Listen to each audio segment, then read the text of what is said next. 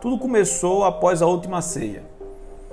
Jesus vai com os discípulos para o Monte das Oliveiras, no jardim do Getsêmani. Ali orou a noite inteira, antevendo os acontecimentos do dia seguinte. Como sabia quanto sofrimento teria de suportar, foi bastante natural que experimentasse muito estresse psicológico. É aí que os céticos têm espaço aberto para começar as críticas, pois os evangelhos nos contam que ele começou a suar sangue durante esse tempo.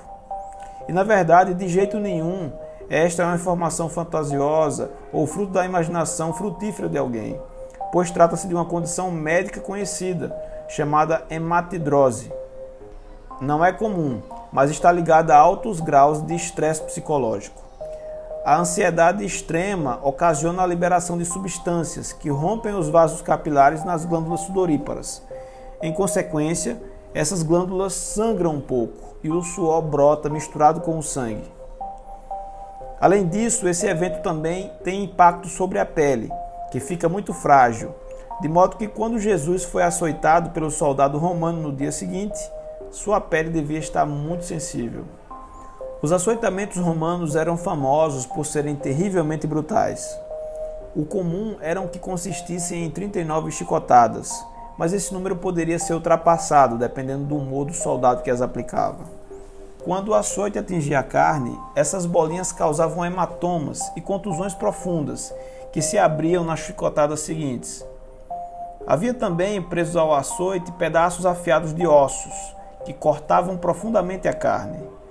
As costas ficavam tão maltratadas que às vezes os cortes profundos chegavam a deixar a espinha exposta. As lesões abrangiam toda a extensão do dorso, desde a nuca até a região glútea e pernas. Simplesmente terrível. No mínimo, a vítima sofria dores terríveis e entrava em choque hipovolêmico.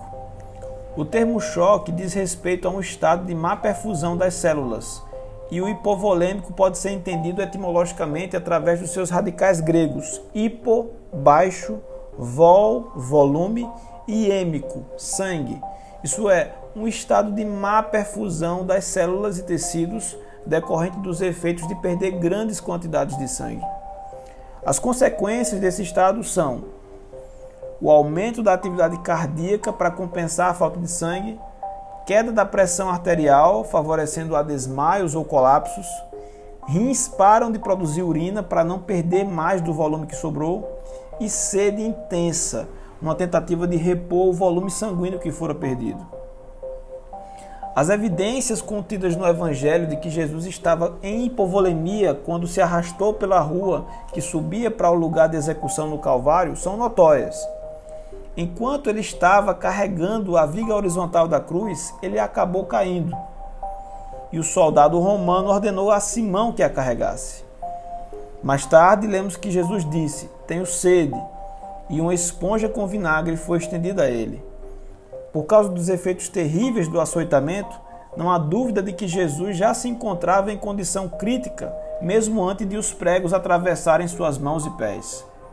Os historiadores são unânimes em dizer que Jesus sobreviveu à flagelação daquele dia e foi até a cruz, onde o processo era fatal. Em nossos dias, quando criminosos são imobilizados e executados, todas as circunstâncias estão sob controle.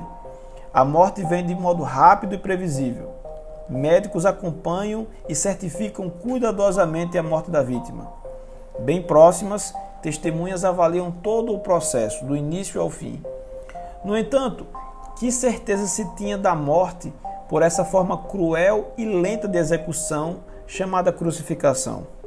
Na verdade, a maioria das pessoas não sabe como a cruz mata suas vítimas. E sem um médico preparado para atestar oficialmente que Jesus morrera, poderia ele ter passado pela experiência, brutalizado e ensanguentado, mas ainda vivo? Vamos lá. Jesus deve ter sido deitado de costas para que suas mãos pudessem ser pregadas em posição estendida na viga horizontal. Essa viga era chamada de patíbulo, até então separada da viga vertical, que estava fixada no chão de modo permanente. Para entender melhor, os romanos usavam pregos grandes, com cerca de 15 centímetros, bem afiados.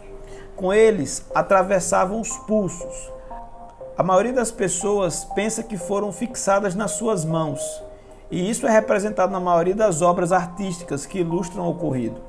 Porém, os pregos precisavam ser fixados nos pulsos. Se eles fossem fixados apenas na palma da mão, o peso do corpo a rasgaria e ele teria caído da cruz. Por isso, perfuravam os pulsos, que eram considerados partes da mão na linguagem da época. E é importante entender que o prego atravessava o lugar por onde passa o nervo central, também chamado de mediano. Esse é o maior nervo que vai até a mão e era esmagado pelo prego. Talvez seja difícil entender qual a sensação que isso pode gerar, mas pode-se entendê-la como quando batemos com o cotovelo em alguma superfície e sentimos um choque, só que em proporções bem maiores. É como se um alicate ficasse esmagando esse nervo e produzindo estímulos dolorosos direto nas terminações nervosas. A sensação seria semelhante à que Jesus experimentou. A dor é totalmente insuportável. Na verdade, o termo dor excruciante foi inventado para tentar exprimir essa sensação. Excruciante significa literalmente da cruz, vindo da cruz. Interessante entender que foi necessário criar uma nova palavra para descrever essa sensação, pois não havia em nenhum idioma uma palavra que pudesse descrever uma angústia terrível como essa causada pela crucificação. Bom, depois de ter suas mãos pregadas na viga transversal, Jesus foi erguido para que esta pudesse ser colocada sobre a viga vertical e seus pés fossem pregados nesta. Também os nervos dos pés foram esmagados e a dor era semelhante à das mãos. Não foi apenas cortar os nervos e ser pendurado numa cruz. Quando uma pessoa é colocada numa cruz, os braços ficam fortemente esticados, os ombros saem do lugar e as juntas se distendem. Isto cumpre a profecia do Antigo Testamento, no Salmo 22, que predisse a crucificação de Jesus, séculos antes dela acontecer. Todos os meus ossos estão desconjuntados. Todos esses eventos geraram grande sofrimento em Jesus, mas a causa da morte provável não parece ter sido imediatamente ligado a eles. Uma vez que a pessoa está pendurada em posição vertical, a crucificação é, em essência, uma lenta agonia até a morte por asfixia. Isso se deve à tensão dos músculos intercostais e diafragma, que deixa os pulmões em posição de inalar. Para exalar, a pessoa tem que firmar-se sobre os pés para aliviar um pouco a tensão dos músculos. Ao fazer isso, o prego rasga o pé, até se prender aos ossos do taço. Depois de conseguir exalar, a pessoa pode relaxar e inalar novamente. Depois tem de empurrar-se novamente para cima para exalar, esfregando suas costas esfoladas contra a madeira áspera da cruz. Isso se repete até que se instale a exaustão total e a pessoa não consegue mais se erguer para respirar. Ao diminuir a respiração, a pessoa entra num estado chamado acidose respiratória. O dióxido de carbono do sangue é dissolvido em ácido carbônico, fazendo a acidez do sangue aumentar. Isso faz o coração bater de modo irregular, o que chamamos de arritmia. Quando seu coração começou a bater irregularmente, Jesus deve ter entendido que estava chegando a hora da sua morte e disse: Pai, nas tuas mãos entrego o meu espírito. Depois morreu de falência cardíaca. Um pouco antes de morrer, e isso também é muito importante, o choque hipovolêmico deve ter feito o coração bater mais rapidamente durante muito tempo, o que teria contribuído para fazê-lo falhar, resultando no acúmulo de líquido na membrana em torno do coração, que conhecemos como derrame pericárdico, e dos pulmões, no chamado derrame pleural. Você pode se perguntar por que falar disso é importante, mas na realidade esse evento ganha importância por causa do que aconteceu quando o soldado romano se aproximou e, tendo quase certeza de que Jesus estava morto, confirmou a morte enfiando uma lança em seu lado. É possível que tenha sido o lado direito, mas não há certeza. Pela descrição, deve ter sido entre as costelas. Ao que parece, a lança atravessou o pulmão direito e o coração, e quando foi retirada, saiu um líquido, o derrame pleural e pericárdico. Esse líquido tem aparência transparente, como água. e é seguido de uma grande quantidade de sangue, como João, testemunha ocular do ocorrido, descreveu em seu evangelho. A essa altura, qual deveria ser as condições da saúde de Jesus? Não havia dúvida de que Jesus estava morto. Mas, e se hipoteticamente Jesus tivesse sobrevivido a todos esses eventos? Ele já estava hipovolêmico, da grande perda de sangue mesmo antes da crucificação começar. Ele não conseguiria ficar sem respirar por muito tempo, simulando sua morte. Além disso, a lança enfiada em seu peito teria resolvido a questão de uma vez por todas. Mas, considerando que de um modo totalmente especulativo e improvável, de algum jeito, Jesus conseguiu sobreviver à cruz. Digamos que ele conseguiu livrar-se de todos os panos em que estava envolvido, empurrar a grande pedra colocada na entrada do seu túmulo e passar pelos soldados romanos que montavam guarda. Do ponto de vista médico, em que condições ele estaria quando foi encontrar com seus discípulos? Que fique claro a total impossibilidade dessa sucessão de eventos acontecer. Mas se tivesse, como ele poderia andar se seus pés foram perfurados daquele jeito? Como poderia aparecer na entrada de Emaús pouco depois e andar uma longa distância? Como poderia usar seus braços distendidos e desconjuntados, seus ferimentos no dorso e a perfuração no peito? Como ficariam?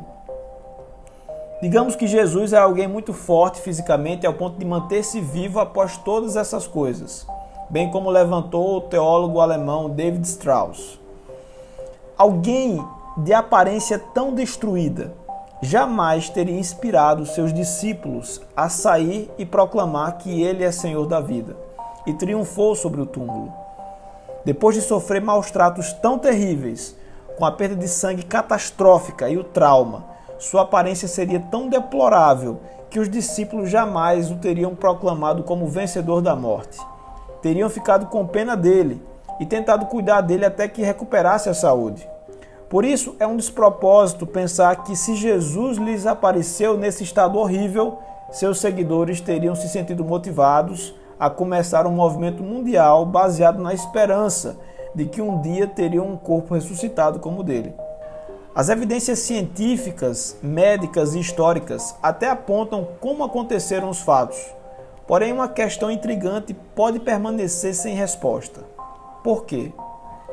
Jesus caminhou intencionalmente para os braços do seu traidor, não resistiu à prisão, não se defendeu no seu julgamento. Claramente, ele se submeteu voluntariamente a uma humilhante e excruciante tortura. E, francamente, a única explicação possível para tudo isso é o amor. Ele sabia que essa era a única maneira de nos redimir, servindo de substituto e sofrendo a pena de morte que nós merecíamos pela rebelião contra Deus.